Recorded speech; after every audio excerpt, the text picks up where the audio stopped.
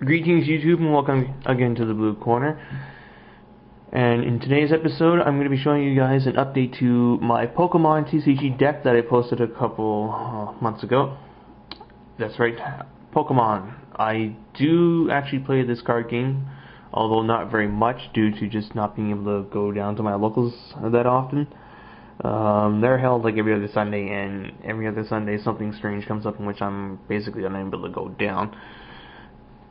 Yeah, it's kind of like how with Yu-Gi-Oh! I work every Saturday pretty much, so I only ever get to go down to my Yu-Gi-Oh! Locals like maybe at best once a month. Recently those like once every 2 months. It's rather annoying. Anyway, so yeah, this will be an update to the deck I made. It's built post Black and White, but before the Heart Gold Soul Silver on rotation, just because I wanted to test some cards I was able to get as proxies.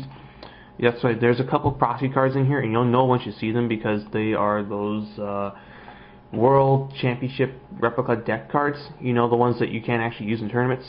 They're allowed at my locals, and I was like, that's convenient because I don't actually want to go out of my way to get myself some Uxies when they're going to be illegal within a month or two.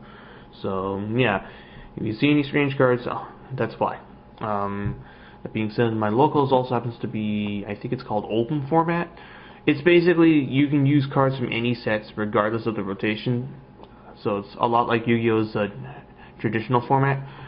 But I'm still going to try and keep my decks built under like the new rotations, just because it's just how I approach deck building. That being said, I'll cut out of here and start going over pieces of my updated Feraligatr deck.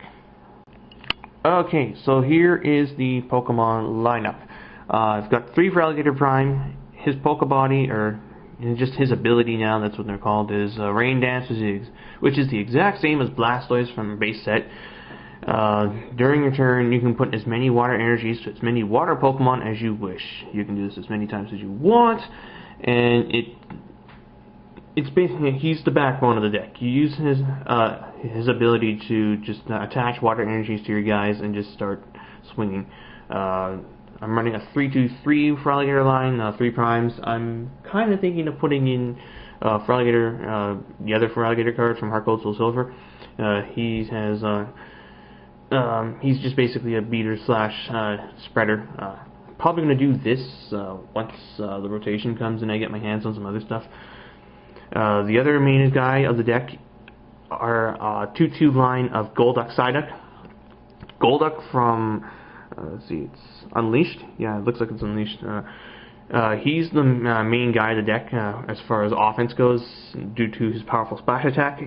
It does 30 plus 10 extra for every water energy attached to my water, just attached to all my Pokemon. And thanks to Feraligatr, it's really easy to get water energy onto my guy and pretty much pump him up to huge amounts of damage. It's kind of like Jump Bluff. Once the deck gets going, Golduck is going to start hitting for about 90 to 100 plus damage and quickly take prizes.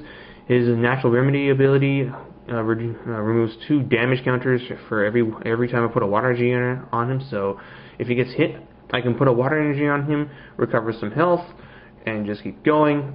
I can scoop him up, put the water energies back to my hand, put him back down again, and just go from there. And yeah, Golduck has just been amazing in the deck thus far, and at least up until the rotation comes. Once the rotation comes, I don't know how this is going to work out, but we'll see from there. The other idea for this deck I've got is, well, I'll get to that later. And then our last main water guy is a 2-2-2 line of Politoed. Politoed has this rather nice ability called Leapfrog.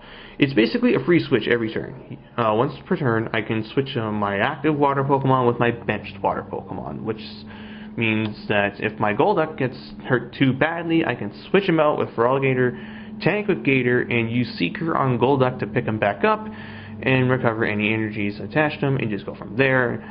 At worst, he's also got a big Chorus ability with attack, which is 30 damage plus an additional. Then I can flip coins for every water Pokemon I have in play, which is probably going to be at least 3, and do 30 more damage for those, which is rather nice.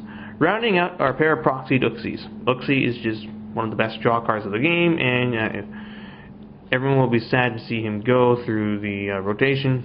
He's also pretty costly for a common, so I'm like, screw it. I'm not even going to be able to play with him anyway, so I might as well just use the ones you get out of those deck packs. These aren't legal for actual tournaments, mind you, but yeah, they're allowed at my local, so I figure why not. And yeah, no, basically when you put Uxie onto your bench, you draw until you have 6 cards in your hand. Lets you speed through the deck. Yeah. So all in all, that is the monster lineup.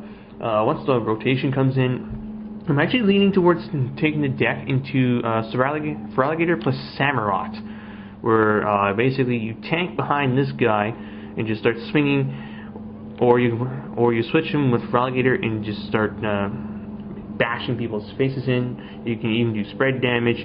It's a rather nice combination. I'm just a Samurott short of being able to do so. I also need some other setup guys. I need to get my hands on some Cleffa from HG Heart Gold Soul Silver, or yeah, it's either that or I try and fit in Mantines, but I would rather get Cleffas. Anyway, so that's it for the Pokemon. Fairly straightforward. On to the trainer. Okay, we're back with trainers and energy. The energy lineup is fairly simple. 14 water energy, 1 double colorless. The basic water energy is to make use of Feraligatr and its ability to just spam the crap out of them. And the double colorless is for the Uxies. If I could, I would try and get rescue energies in as well, but I simply don't have any. Moving on to the trainers. 3 broken time space. This card is extremely broken, and yeah, I'll be very saddened to see this go. It just basically lets me evolve faster. I'll be putting rare candies back in once this card's gone, but right now I just found that this to be much better than rare candies at the moment. For Professor Juniper, this card is amazing. As a Yu-Gi-Oh player, I just frankly am taking full advantage of having multiple cards like this. You ditch your hand, you draw 7. Fairly straightforward. It's just like original Oak. Yeah, it's amazing. For Pokemon Collector, add 3 basics from your deck to your hand, which I got some fairly important ones: Totodile, Psyduck, Poliwag, and Uxie. 2 Bebe Search. Take any card in your hand, put it onto your deck, search your deck for a Pokemon, add it to your hand, and then shuffle. This card will be rotated out really soon, and it'll be sorely missed. 2 Seeker. You select the 1 Pokemon on your bench, and your opponent selects 1 Pokemon on your bench. Put those guys back to your hands, along with any cards attached to them. You remove your guy first. Basically, the idea is to take any damaged Psyduck, any damaged Golduck, Gator, Poliwag, any of those guys, put them back up to your hand and just basically refresh them. Or you can even put Uxie back to your hand and play him down again to draw more cards. 3 Pokemon Communication, definitely going to be going up to 4. Basically put a Pokemon in your hand to the top of your deck, do the same thing with Bebes. It's a trainer, and it's an item trainer, so you can play multiples per turn.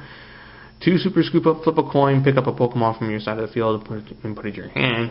2 Energy Retrieval. Select 2 basic energy cards from your discard pile and add them to your hand. Running this over Fisherman due to just the fact that you can play multiples of them in a turn, and you can play, say, Juniper, and if you draw this, you can play that. So I just find it has a bit more synergy. And then lastly, Electric Ball to search out every Pokemon in the entire deck, and a Pokemon Rescue for just recovery. These 2 will be also rotated out come later this year, so I'll have to think of something to put in their place. And yeah, that's just how the deck is looking post Black and White, but before the Heart Gold Soul Silver on format. So that's the deck. It's been working out pretty nicely. Well, frankly, once Golduck is up and going, he becomes a terrifying card to stop. And you just start swinging and swinging and swinging and taking prize. Although it does suck to have like your guys prized, and I have really no means of like getting like a Golduck out of my prize spot, aside from just being really lucky with taking a prize. As for what I'll do post Heart Gold Soul Silver on rotation, I don't know if I'm going to stick with this idea or just try out the Samurott Feraligatr combination that has frankly, I wanted to build this deck idea ever since I saw Samurott coming up in the black and white set. Again, I'm just like one of these guys. Short shell armor is pretty nice. Hydro Pump is a pretty potent attack. Either way, though, water decks in particular, I think, are going to be a really nice choice to run post-rotation. You do have a bit of options involving Feraligatr's Brain Dance ability. You've got Samurott, you've got Golduck here, you've got Blastoise. All in all, it'll be really powerful offensive threat. Yeah. I'm still open to suggestions as to what changes I can make in cards to look out for. I mean, as far as setup Pokemon go, I'm thinking of trying to get my hands on 3 Cleffa for its Eek effect, and it's just for his 50% chance of not being attackable for a turn, and that free retreat cost. There's also Mantine to use for his Group Swim ability. You just add a water Pokemon from my deck to my hand, so show it to my opponent. He's got 1 retreat cost, so it's not too much of a penalty. And I could always go back to Relicanth, where I send a card from my hand to the Lost Zone to draw 3 cards from my deck. Both have fairly sturdy HP. Both are weak, 2 times weak to their weakness. I think Relicanth is weak to grass as opposed to Mantine being weak to lightning. And yes, I'm quite aware that a lot of my Pokemon, regardless, will be weak to lightning, which means that this guy is pretty much going to own me unless I can get Feraligatr out and 2KO him. So that being said, thank you guys for watching, and until another time, take care.